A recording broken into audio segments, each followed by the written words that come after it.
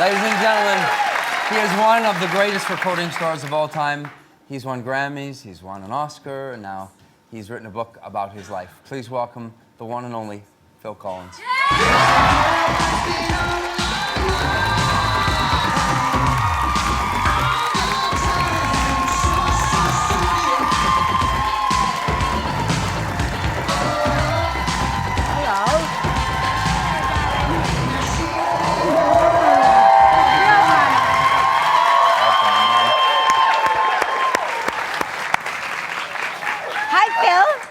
Sorry to get up. This is exciting. Is it? Yes, Oh, for us it is. I mean, for lovely. you, maybe not so much. So, you started out... Well, you know, I mean, this is all I do, really. Same Yeah. here. I have that same feeling. Yeah. Can I begin by saying something personal? Yeah. So I have been signed to Warner Brothers Record for 16 years. I've traveled to 46 countries, and I would say this behind your back as much as I'd say it in front of it. I have asked the reps when I get there who their favorite person was to ever be with, and unanimously, they always said Phil Collins. Wow. They always did, Phil. I'm telling you. They always said the same thing. They said, he's a gentleman, he works his arse off. They said he does everything that he needs to do, and I always sort of held that and thought, that's what I want people to say about me when I go around the world. So Well, that's very nice. Bye. I'm going to go now. Phil, have you heard that about Michael anywhere you go? Anybody ever say that to you about Michael? We've met before. Yes. We did a charity thing for Andre Agassi in Las Vegas, and I'd never seen you before. And I mean, this isn't just blowing. You know, this is seriously. You know, no one does what you do, and you do it incredibly well. And it's a wonderful for me who loves big bands. Yeah. It's a kind of glimpse back into an era, which is, you know, it's lovely to tap back into. Thank you. So, you know, when I saw you on the show, I didn't know you were co-hosting, but when I saw you on the show, I thought, I'm going to tell you that. So Thank you, Phil. Yeah. Thank you so much.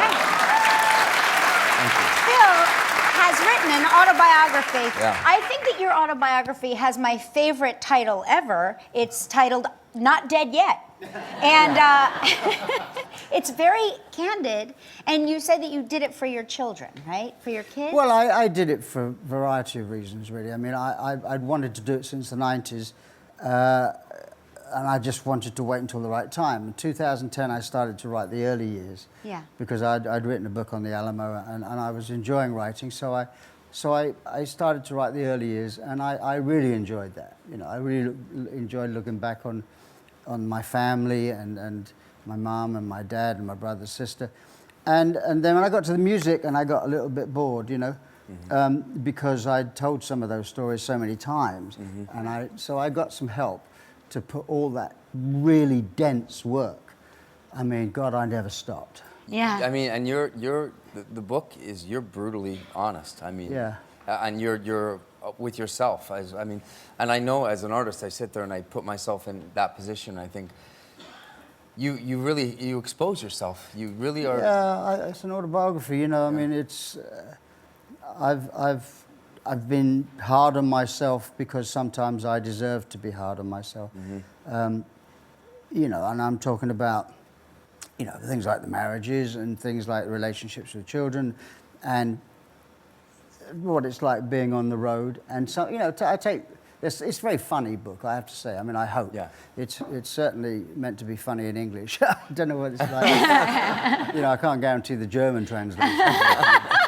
But yeah, it's kind of, there's only one way to tell the story, and that is to tell the truth. I do say at the beginning of the book that it's my life as seen Through your eyes. through my eyes. I mean, this is the way I remember it. Yeah, I like how you said that. How you said it may not be, you know, this is how I remember. Yeah, I mean, you can get 4 people at an accident, and someone will say the guy was wearing a red jacket, you know, Sure. no, he's wearing a blue jacket, you know. I mean, even that people can't really agree on. Yeah, right. So when you're talking about something that 30, 40 years ago, then it really does, you know, start to burst a few bubbles, and I'm What's- waiting for that because it's only just come out, so I'm Right. waiting. You're waiting for the rebuttal. Dodging the bullets, rebuttal yeah. speeches. Well, it's interesting. We were here yesterday with Tom Hanks, and we were talking about the fact that you were in. You started out your career sort of in a Beatles video, right? It was downhill after that. Yeah. What's it like though, you were so young, seeing the Beatles?